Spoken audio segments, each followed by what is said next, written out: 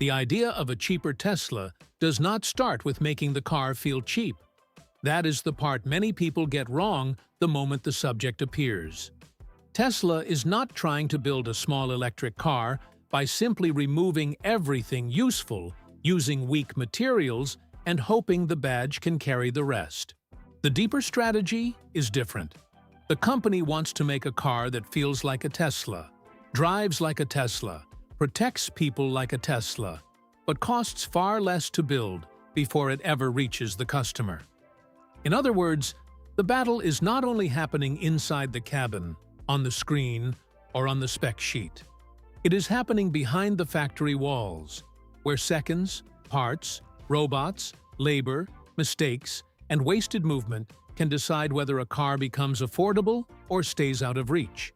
That is why the phrase cheap Tesla can be misleading. For most car companies, a cheaper model often means a visibly downgraded product.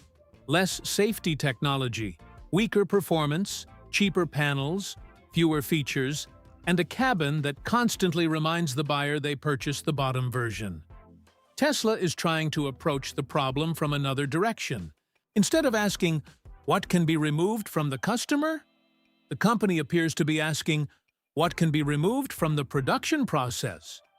That difference matters because removing waste from a factory can lower the price without making the owner feel punished every time they open the door. The car becomes cheaper because it is simpler to build, not because it is supposed to feel disposable. This is where Tesla's manufacturing philosophy becomes more important than the car itself. A traditional vehicle can carry thousands of parts moving through different stations, with workers, machines, suppliers, brackets, welds, bolts, clips, inspections, and corrections, all adding tiny costs at every step. One small part may not seem expensive, but when it requires shipping, storage, installation, quality checks, and possible repair, the real cost becomes much larger than the price of the part alone. Tesla's goal is to attack those hidden costs before they reach the final price tag. The company wants fewer pieces, fewer steps, fewer pauses, fewer corrections, and fewer chances for something to go wrong. That is not a glamorous idea for a commercial, but it can be the difference between an electric car for wealthy early adopters and an electric car that starts reaching ordinary families. The most interesting part is that this philosophy changes the meaning of value. A buyer usually sees value as screen size, range, acceleration, seat material, paint color, speaker quality, and how modern the car feels from the driver's seat. But Tesla is looking at value from the opposite side first. How many minutes the car spends on the production line, how many separate parts must be handled, how many robots are needed, and how often the factory has to stop to fix something. If a factory can build the same basic product with less movement and fewer components, the savings do not come from making the customer accept a worse car. They come from making the factory stop fighting itself. That is the quiet trick behind the affordable Tesla idea, and it is much bigger than simply choosing cheaper fabric or deleting a few buttons. Of course, this does not mean every cost cut is harmless. There is always a line between smart simplification and the kind of reduction that makes a car feel unfinished. The challenge for Tesla is to cut what the owner will not miss while protecting what the owner will absolutely feel every day. Safety, efficiency, software, battery protection, charging ability, and the basic sense that the car is still modern. A company can remove waste from production and create a better price, but if it removes too much from the experience, the customer notices immediately. That is why the philosophy behind the cheaper Tesla is risky and fascinating at the same time. It depends on knowing the difference between waste inside the factory and value inside the car. This is also why Tesla's affordable car strategy cannot be judged only by looking at a lower price. A low price by itself says very little if the car arrives with weak safety, poor structure, bad range, or an interior that feels like a penalty. What matters is how the price was lowered. If Tesla reduces cost by redesigning the way the vehicle is assembled, combining parts, simplifying the body structure, and cutting unnecessary factory complexity, then the cheaper car is not really a downgraded Tesla. It is a Tesla built with fewer obstacles between raw material and finished product.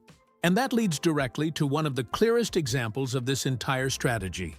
The moment Tesla started replacing large sections made from dozens of separate pieces with massive single castings.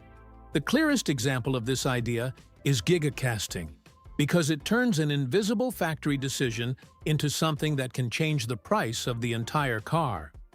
In a traditional vehicle, the rear section is not one simple piece. It can be a complicated structure made from dozens, and in some cases, more than 100 separate metal parts that need to be stamped, positioned, welded, riveted, checked, corrected, and moved through the factory. On the Model 3, the rear underbody used more than 120 individual pieces, which sounds normal until someone asks a simple question. Why does one section of the car need that many parts in the first place? Tesla's answer was not to make those pieces slightly cheaper. The answer was to replace the entire cluster with one large casting. That is what happened with the Model Y built in Austin. Instead of building the rear structure like a puzzle made from many smaller pieces, Tesla uses a giant casting machine to create that section as one massive aluminum part. This is not just a design change, it is a production shortcut on a huge scale. When 120 pieces become one, the factory no longer needs the same number of robots to weld them, the same number of stations to align them, or the same amount of labor to inspect every small connection. Every missing weld is one less place for error. Every missing bracket is one less item to store, move, track, and possibly install incorrectly. This is where the savings become real instead of theoretical. A car factory does not lose money only because steel, aluminum, batteries, and chips are expensive. It also loses money when a part arrives late, when a robot needs adjustment, when a panel does not line up, when a worker has to recheck a joint, or when a vehicle needs rework before it can leave the line. Gigacasting attacks that problem by removing layers of complexity before they create delays. A single cast structure can move through the production process faster, with fewer operations and fewer opportunities for tiny mistakes to multiply. That means the car can become cheaper because the factory is doing less unnecessary work. The interesting part is that this kind of cost reduction does not necessarily make the customer feel like something was taken away. A buyer does not sit inside the car and count how many welded parts exist under the floor. They do not notice whether the rear underbody was assembled from dozens of stamped sections or formed as one large casting. What they notice is the final result: the price, the driving feel, the safety rating, the quietness, the panel alignment, and whether the car feels solid on the road. That is why gigacasting fits perfectly into Tesla's cheaper car philosophy. It cuts cost in a place most drivers never see, instead of immediately attacking the parts people touch every day. But there is a trade-off, and it cannot be ignored. When a large section of the car is one single casting, repair after a serious crash becomes a different conversation. With a traditional welded rear structure, a repair shop may be able to replace or straighten smaller sections depending on the damage. With a giant cast piece, if the impact reaches the wrong area or cracks the structure, the repair may require replacing the entire casting rather than working on one small part. That sounds frightening because it raises the question of whether the car becomes cheaper to build, but more complicated to fix. For owners, insurance companies, and body shops, that difference matters as much as the sticker price. Still, the picture is not as simple as saying gigacasting is bad for repairs.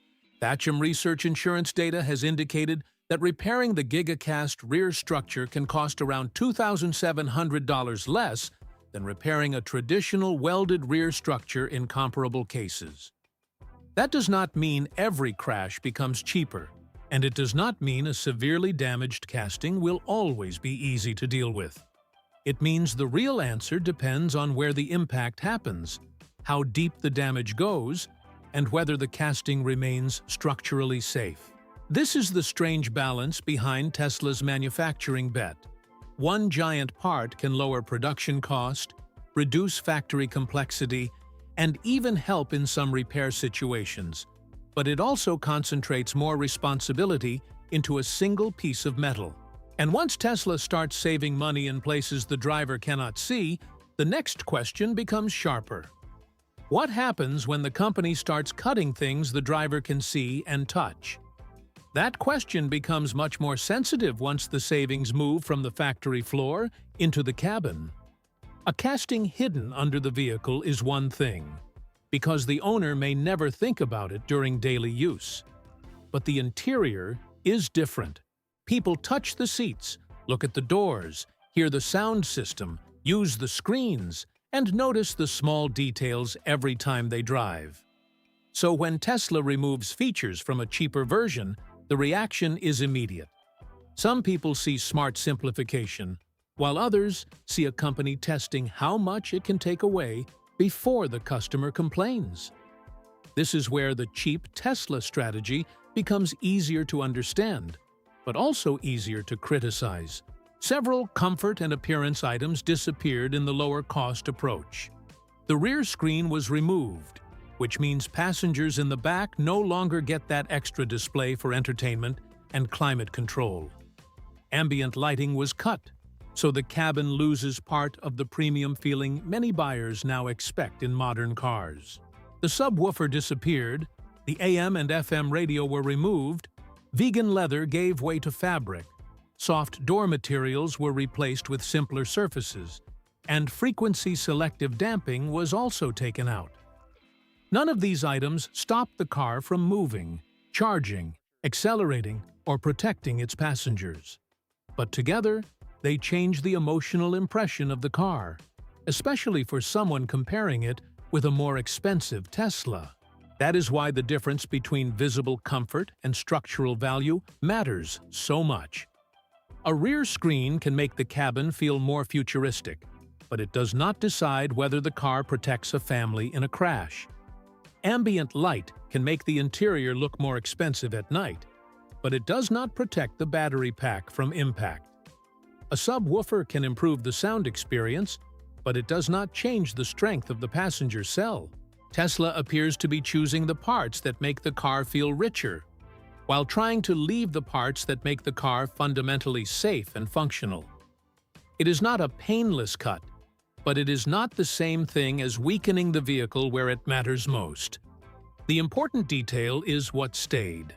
The crash structure was not treated like decoration. The battery protection remained central to the design.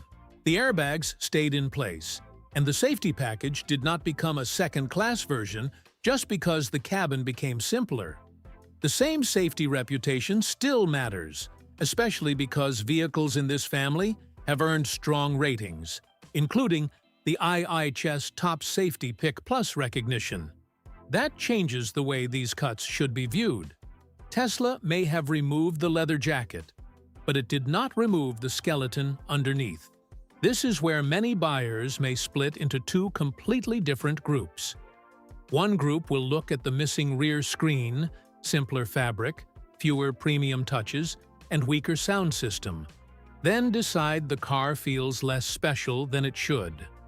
For that buyer, the emotional loss matters because a Tesla is not only transportation, it is also a technology product, a status signal, and a futuristic cabin experience. Another group will look at the same changes and see a lower price, with the core pieces still protected. For that buyer, losing a few luxury details is acceptable if the car still drives well, charges easily, keeps its safety systems, and costs less every month. That split is exactly where Tesla is trying to position the cheaper model. The risk is that small cuts can create a larger feeling than the company expects. A buyer may accept fabric seats, but then also notice the harder door panels.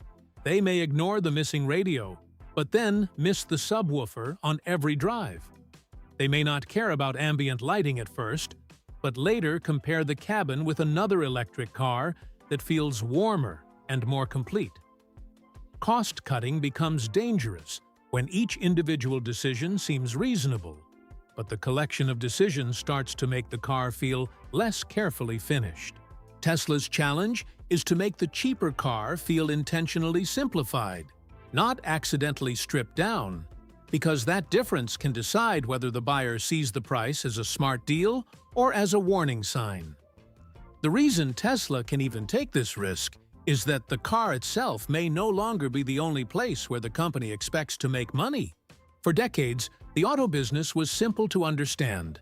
Build a vehicle, sell the vehicle, make the margin at the moment of purchase, then hope the customer returns years later for another one.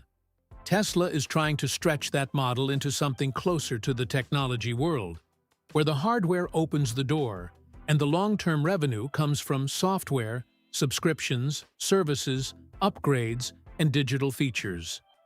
That changes the logic behind a cheaper Tesla. The company can accept a thinner profit at the beginning if it believes the owner will keep paying after the delivery day. The car becomes the entry ticket, while the real money may arrive slowly, month after month. That is why the documents filed with the SEC matter more than a simple marketing promise. They show that Tesla's cost per vehicle has been pushed down by cheaper materials and manufacturing improvements, while revenue from services and other accessory sources has become increasingly important. This does not mean the company can magically sell cars at a loss forever. It means the financial picture is no longer limited to the price printed on the window sticker. If Tesla lowers the cost of building the vehicle and then keeps earning money from the same customer over time, the pressure on the initial sale becomes different. A cheaper car can still be profitable if the business around the car keeps growing after the customer drives away. The clearest example is full self-driving, because it turns software into a recurring revenue machine. Instead of selling one expensive feature only at the time of purchase, Tesla can offer FSD as a monthly subscription. That makes the decision easier for some owners because they do not need to pay the full amount up front. At the same time, it gives Tesla a reason to place more cars into more driveways, even at lower margins, because every new vehicle becomes a possible software customer. With nearly 1.3 million customers connected to FSD and many paying monthly, the company is no longer thinking like a traditional automaker that only earns when metal changes hands. It is thinking like a platform that wants as many active users as possible. This helps explain why Tesla may be willing to discount the car more aggressively than expected. A lower price can bring in buyers who would never consider a premium electric vehicle at the old price point.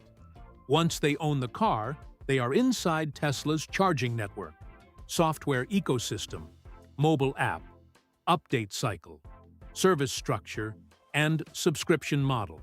That owner may begin with the basic version, then later try a paid software feature, activate a monthly driving package, upgrade connectivity, or pay for services over the life of the vehicle.